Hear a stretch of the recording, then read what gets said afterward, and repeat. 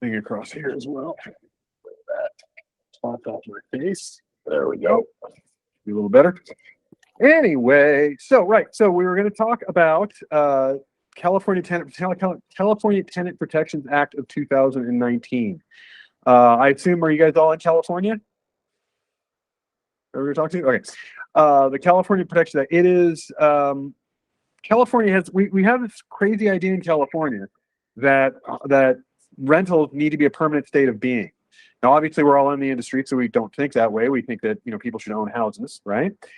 So I want to bring to your attention some of the stuff that's going on with this ridiculous AB 1482 that was passed in 2019, took effect in 2020.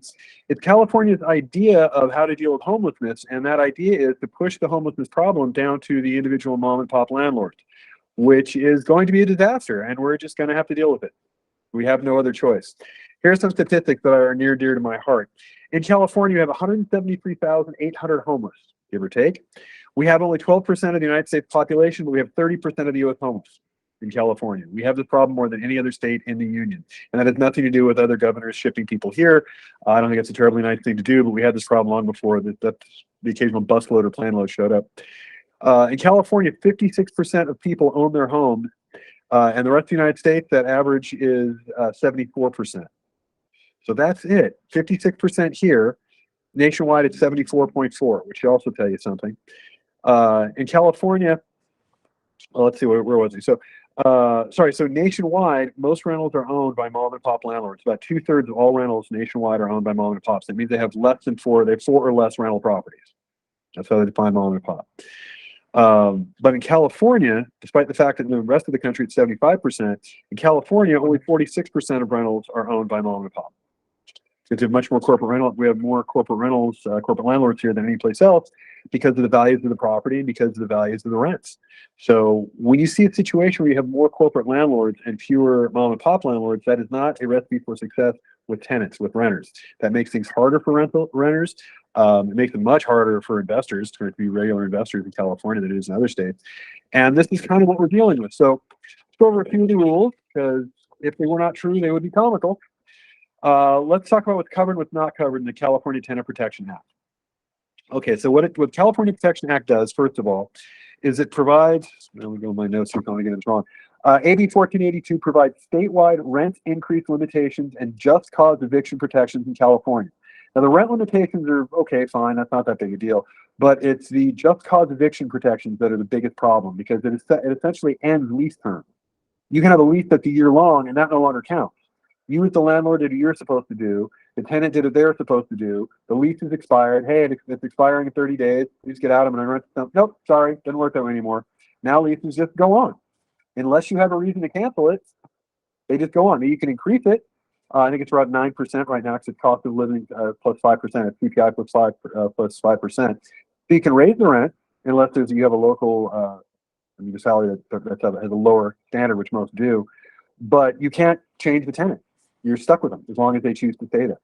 And that is completely anathema to the way this is supposed to work. If I am the landlord and it's my house, if I have fulfilled my end of the contract, you have fulfilled your end of the contract, we're done. But not in California anymore.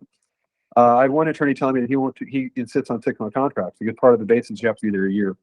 But anyway, it's a statewide law. It went into effect January 1st, 2020. It expires January 1st, 2030. I'm here to tell you, once we live with this, we're going to be stuck with it forever. I don't see it sunsetting. Some other version will come in. It requires the landlord to have just cause in order to terminate a tenancy, limits annual rent increases to no more than 5% plus local CPI, or 10%, whichever is lower, so you can't go more than 10% max. A tenant may not waive the right to these protections, no matter what. All housing located in the state of California is covered by AB 1482 unless it falls into one of the category of exemptions. And this is the important part, because these are the exemptions. This is what clients are going to hear from you, because they've all heard about crazy stuff. They may not know it's called AB 1482. They may not know what it is, but they've all heard about crazy stuff with rental restrictions. The exemptions are where the rubber meets the road. Units that were constructed within the last 15 years, this applies on a rolling basis. For example, a unit constructed on January 1st, 2006 is exempt as of January 1st, 2020, but becomes covered by AB 1482 protections on or after January 1st, 2021. So it's 15 years, but it's rolling. So it's every 15 years, every year it gets a little bit. If you're an affordable housing unit, you're exempt. Certain dormitories are exempt. A 2-unit property if the second unit was occupied by an owner of the property for the entire period of the tenancy. In other words, if you have like a duplex and one person's living in one half and they've been there the whole time, you could be exempt. If you're living in it and the client's living in it, you could be exempt. Okay, now here's the big one. Single-family homes and condominiums are only exempt if they fall under one of two conditions. The property is not owned by one of the following: a real estate trust, a corporation, or an LLC with at least one corporate member. So if it's owned by just individuals, you're probably going to be exempt. The landlord notified, and here's the big one, the landlord notified the tenant in writing that the tenancy is not subject to the just cause and rent increase limitations as specifically described in Civil Code section 1946.2, on it goes, and 1947.12. But anyway, in other words, is you have to give them notice. If you come across a tenant or a client rather, and they say, well, I've been renting that property the last 5 years and the tenant's great and that's really wonderful. Have you updated the lease in the last year? No, you need to do that. You need a new lease, and most specifically, you must. And we can get this right out of CAR. They have the clause of the new red cap and just via addendum. You can get it directly from the CAR website, or a DocuSign. Anyway, you must notify the tenant in writing that the tenant is not subject to the just cause tenancy rules. If you do not notify them, then you are subject to them. So you have to notify them. You absolutely must. The limited exemption for single-family homes does not apply where there is more than one dwelling on the unit on the same lot, or a second residential unit in the building that cannot be sold separate from the subject unit, such as an in-law unit, ADU, in other words. But it's the same thing really with duplexes as far as that part is concerned. But the takeaway from all of this is the state of California is making it much more complicated to be a landlord, and much, much more complicated to be an individual landlord. That is not going to lead to more available properties. That is not going to lead to any sort of solution for the homeless problem that we're experiencing in the state. It's just not. Only the state of California, only the politicians in the state of California on both sides of the aisle and infinite wisdom could decide that the way that you deal with a supply problem is to further retard supply. I don't understand how limiting supply solves a supply problem, but that's just me. I'm not an economist, and I'm certainly not a politician. But it is ridiculous, and I think it's important you tell your clients that. Now, how does that affect us directly as realtors, as people in the business? You have to be able to go to your clients, and you have to be able to, well, first of all, we're not attorneys. We shouldn't be doing that. So disclaimer number one is you need to tell the client that they need to talk to an attorney. I'm sure all of you guys know one. If not, I'm sure we can find you one. Radius can find you one. There are all sorts of good attorneys out there. There are all sorts of good resources. There's the California Housing Rights Center is good. There's the Apartment Association. There's CAR. There's all kinds of good resources. But you got to tell them you are not an attorney, because the state is asking us, once again, to act as attorneys in this matter, and we are just not equipped. It's not our job. So you got to tell them that, first of all. I am not an attorney, but I play one on TikTok is not sufficient. Anyway, so make sure they know that. Same thing with accountant. I'm not an accountant, so make sure they know that as well when you talk to the accountant. But beyond all those disclosure things, you really need to know the difference between, as far as the state is concerned, and the local municipalities. The state is this what we're talking about, which is AB 1482. That is a state law that covers every single property in the state, unless you're in a city like Santa Monica or Brentwood or some of the other ones, or Pasadena now has just lost its mind.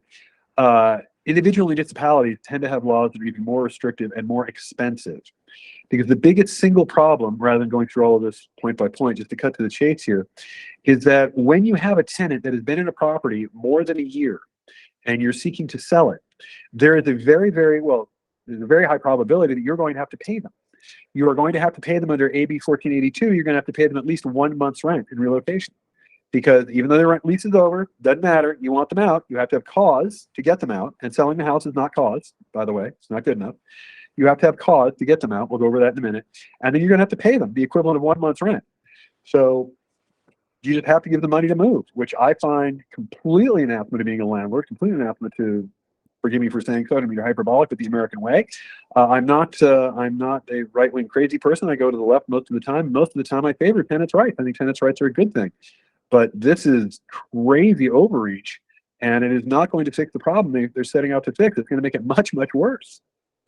So just cause evictions. What can you get rid of them for? The eviction only applies to people who've been in it for 12 months. Or at least 12 or more months, or at least one tenant has occupied the unit for 24 months, and they bring in another tenant. Some of these choices that a tenancy may not be terminated unless the landlord has one of the allowable just cause reasons, which must be stated in the notice terminating the tenancy. If you don't state it in the notice is void. Just cause reasons are categorized as either at fault or no fault. Relocation assistance is required for no fault evictions. So if it is not the tenant's fault, you as the landlord or your client as the landlord is going to have to pay them, which is nuts. You've completed the contract and you have to pay somebody to get out of your house. Okay. And it is the thing that clients are going to have the hardest time swallowing. So I would strongly suggest you get a copy of AB 1482. You can print it out to many different places and give it to your client, because in my experience, clients don't often believe you. They think, in California anyway, they think that that doesn't happen and it can't happen, and yet it has happened.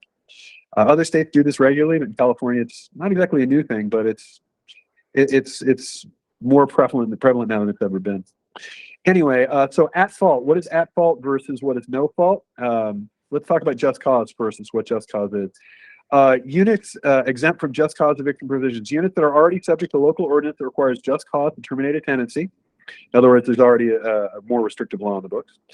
Single family or owner occupied residences where the owner rents no more than 2 bedrooms or units, including accessory dwelling units and junior accessory dwelling units. Housing accommodations in which the tenant shares bathroom or kitchen facilities with the owner if the owner lives in the property as their principal residence. These are exempt from just cause. Housing provided by nonprofit, transient tourist hotels. You're going to see that a lot, and that's about it. So everybody else is going to have to fall into the just cause eviction. Everyone else is going to have to fall into either at fault. It's going to have to be at fault in order to get them. So in other words, at fault, tenant's fault. What can you evict the tenant for? First question clients always ask. At fault eviction. The owner must have evidence to support the basis for the eviction based on one of the following very limited categories. The biggie, failure to pay rent. What you're going to start seeing landlords do is they're going to start acting like banks. When you're behind on your mortgage far enough, they won't take another payment from you because they want to keep you far enough behind to process the NOD and the stuff that goes with it. Landlords are going to have to start doing the same thing. If you have a tenant that is 2 months behind and you take partial rent, can you still go after him for at fault? I don't know. It's a question for the attorney in the courts. I think so, but I'm not an attorney and I don't know. So failure to pay rent is a big one. Breaching of a material lease term as defined by the law. They're cooking methamphetamine in the garage. That's a true story recently. That's a good reason to throw them out. Maintaining, committing, or pertaining the maintenance or commission of nuisance is defined by the law. Depends on the municipality. Very, very thin, very hard to get somebody out of the nuisance. We did have one client a couple of years ago, 22 dogs on a property. That's a nuisance. The dogs themselves will do that too. So what else? Let's see. Committing waste is defined by the law. Very hard, from what I understand.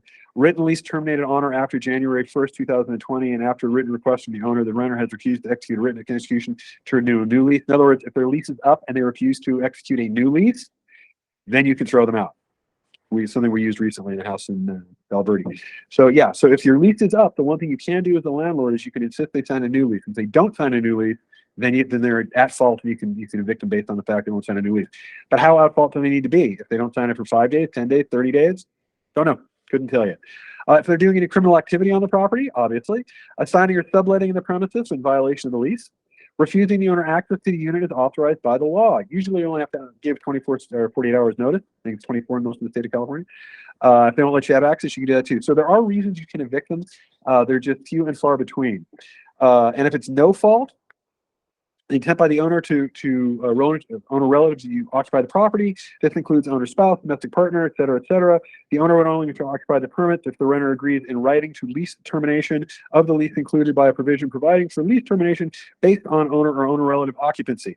If the property is being withdrawn from the rental market, I believe it's up to a year now. Intent to demolish or substantially remodel the unit. These are no fault causes. Owner is complying with local ordinance, court order, or other government entity resulting in the need to vacate the property. If you have a constructive defect or something like that, and the municipality says you have to fix it, we're going to yellow tag your house, you can use that. So there's usually a way to work these things out depending on what the landlord's situation is and what they want to accomplish. But every one of these is going to be different. You've got to check first you need to check with an attorney. Then you need to check the local ordinances. There's a difference between West Hollywood and North Hollywood, for example. They have different ordinances. Pasadena is even crazier than both. Now, the problem that you get into, especially with local municipalities, is if this is a no-fault eviction, if the tenant is not at fault and you're just kicking them out because you're remodeling or whatever you're using for the no-fault just cause, you're going to have to pay them. You have to pay them quite a lot. And it has most cities these days use some sort of matrix that has to do with the age of the person and how long they've been there. In Pasadena, which seems to be the winner at the moment, you could have to pay somebody up to $33,500 to get them out of your house. Let's think in for a second. $33,500 your client's going to have to shell out to get a tenant whose lease is up out of the property so that they can sell it. Rich, we've got a few questions in the comments also as Oh, well, fabulous. that I just want to Please. make sure that we address really quick. I think Boji's wanting to see where he can get a copy of AB 1482. Is that available online? Yeah, just Google it. Yeah, just Google AB 1482. You don't even have to put California. Just any search will find it. The Housing Rights Center's got a really good synopsis of it. I would check with them. The Apartment Owners Association also has a very good synopsis. Nolo Press out of Berkeley always has good stuff. I've been lucky enough to write for them. I'm sorry, I wasn't looking at the call-in messages. I No, apologize. you're all good. You're all good. I'm encouraging everyone to add any questions or comments. No, please do. Let me answer a couple of these. Raul Ramirez, it's like cash for keys. No, it's not. It's actually worse than that because the amounts are dictated by the law. You have no opportunity to negotiate it. And if the tenant doesn't take it, then you can transfer them over to asphalt. But I don't see them turning down a $33,000 payday in some of these municipalities. So I guess it's sort of in the realm of cash for keys. It's kind of like that, but it's much more rigid. It's much more rote. You have far less more control over it. Let's see. If a rental property has unpermitted buildings, can the tenant report the landlord and use that not to pay the rent while staying there? No. Not that I'm aware. Again, you got to ask a real estate attorney about that. That has very little to do with the California Tenant Protections Act. What you're asking is if the property is for some reason not up to code, can the tenant stay in a property because it's not up to code? So you're saying, tenant, that the property is uninhabitable, but yet you want to stay there? I don't see that as working. I mean, this is a logical thing. That would be, my wife's a real estate attorney. That'd be a better question for Janice to exactly how you'd handle that. You can give out my email address. If you want to send me the question in writing, I can pass it along to her and see if she can get you some answers. Yeah, of course, Rich, I will drop your email in the chat right now so that anyone that wants to contact you after this with any additional questions. Sure. I remember, yes, from your show that you had your wife join you because she is an attorney and can answer this question. Well, she's also smarter and better looking than I am, so it helps with the rating. Yeah, it's funny. People ask questions of me, and I get a lot of questions from people that are kind of like sort of asterisk emails, which really means go ask Jane. Because yeah, she's the brains of the outfit. My wife's a real estate attorney. She's been for 30 some odd years. I never like to say you've seen everything because then something new pops up, but she's seen most everything. So if you have questions like this particular one about an unpermitted building, that's also, I'm sure, going to have to do with where it is, because you get into local ordinances and people go crazy. I will tell you this, in California, which is kind of nutty, because other states have this, like New York has this, it's pretty regular. Most states have this. We've never really had this in California, not like this. We've had some other stuff, try to limit what you can do with the tenant and the landlord and try to, get some stuff together. It makes sense, but never anything quite this sweeping. And people are freaking out about it. I get 2 to 3 calls a week from people who think they're going to sell a house. They've inherited it or something else is going on. Or worse yet, the house is in foreclosure because the tenant's paying, but the landlord isn't paying the mortgage. And that's a nightmare because you can't get them out to sell the house. So here's a real world scenario. You have a house that has equity. Let's say, for example, it's in South Central Los Angeles. And you just inherited it. And you and your 2 sisters have decided you want to sell it. But you've had a tenant in that house for 14 years. Not only that, tenant's elderly, tenant's in their 70s. Well, right now, in order to get that tenant out, you're going to have to give them somewhere around the order of $25,000, $26,000. That's what you're going to have to do. And you're still going to have to go through probate because there unfortunately was no trust. So you're still going to have to go through probate and all that good stuff. And you still have to make the payments while this is going on. So not only going to have to shell out this obscene amount of money to get the tenant out of there, you're also paying for probate and you still got to make the mortgage payment. So somebody better have a bank account that can take this hit, because otherwise that property goes to foreclosure. And I promise you, the bank that foreclosed is not going to honor the tenancy. Most banks are going to evict them. So I'm not sure what we've accomplished with this law, but you now wind up with a family who cannot sell the only asset that they were left. You wind up with a tenant who's going to be out on the street regardless in her 70s, whether it's a family that's selling the property or with a bank that forecloses. It is going to be a disaster. I don't think when most of these laws are put together, I don't think they have a whole lot of us around. I don't think that the politicians in Sacramento talk to realtors about this. I don't think they talk to people who deal with the real world consequences of these decisions. And as a result, all we can do is try to do our best to kind of navigate them for our clients. But I will tell you that in California, this came as a shock. I did a video on this for TikTok, and there are almost 500,000 people that watched it, because everyone, and I get the same comment over and over again. Everyone's stunned. This can't be real. And it is. It absolutely is. And it's a shock to the system they're also going to have to live with, because there is no appetite for reversing this that I can find. There just isn't. So it's going to be around for a good long time. We're going to be stuck with this. So if you have a client who formed an LLC because they have one rental or two rentals, and they thought that was a nifty way to do it and save some money in taxes, nope. Because if you're in an LLC, you will no longer be exempt. So you need to be in your personal name, or you have to be no member of that LLC as any kind of corporation. But yeah, it's sticky. It's very, very sticky. It's going to make real estate attorneys a lot of money, because it has all been impossible now to be a landlord, an individual landlord, like with 3 properties, kind of on your own. I mean, in my case, we have some property, and I'm very lucky because my wife is there, so I can take care of that. But we get that sort of stuff covered, and we get to go to seminars and things like that on these things all the time. But it is absolutely insane how the state is behaving, and it is going to affect the market. It absolutely is. You will have fewer investors buying into the market, individual investors to rent property. You'll have fewer people who inherit a house keeping it to rent out. You're going to see a lot of generational wealth be deprived over time. And you're going to see a lot of corporate buyers go nuts. You're going to see a lot of hedge funds go crazy. And they are buying up houses like crazy, because the carrying cost, the incremental cost of dealing with this nonsense to a large corporate landlord is next to nothing. Because you're doing the same thing for 10 houses or 20 houses or 30 houses or 500 houses, it doesn't really matter. Whereas if you have 1 or 2, it's a huge difference. And they are able to keep attorneys on staff, counsel, that sort of thing. So it is a bit of a mess. Yeah, so you guys have any other questions or anything else you want me to, I mean, I can do this for hours, but it gets very, very pedantic the deeper down you go into this stuff. And I think it's meant to be, because God bless Sacramento, that's the way they like to do things.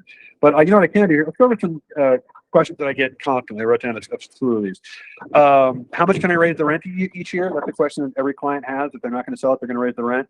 And as we talked about, it's 5% plus the applicable CPI in the area, or 10%, whichever is lower.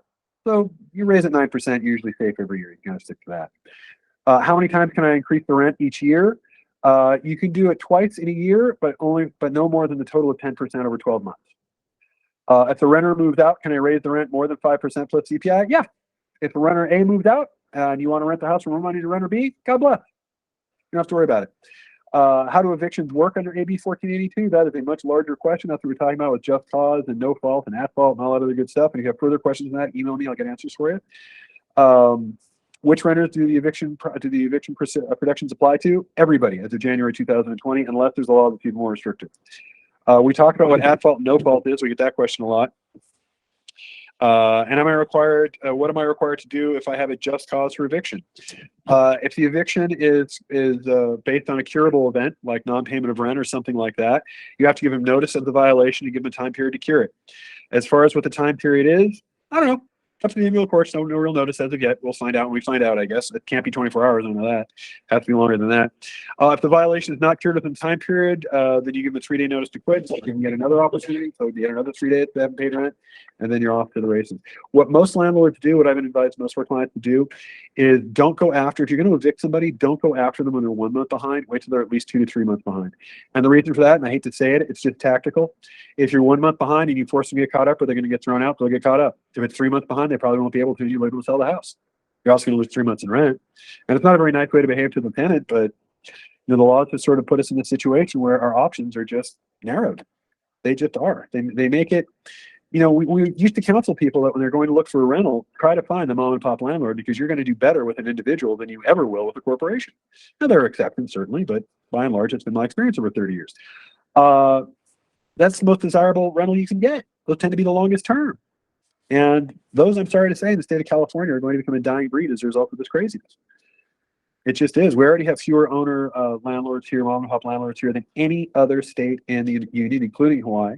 We have fewer mom and pop landlords in California, and this is going to mean we have fewer yet. So it's going to be messy. It just is. But if you guys have any other questions, you can email them to me anytime. I'm happy to answer them. I do a lot of the stuff. I give real estate advice constantly. I do it on the radio. I do it on TikTok. I do it whenever some people send me emails. I'm happy to help. If you guys have any questions for Radius, just let me know. Absolutely. But it's a lot. Thank you so much. We have Rich's real estate show streaming on Rooms as well on Fridays. So if you guys ever want to tune in and listen to what he's talking about each week, he does a phenomenal job.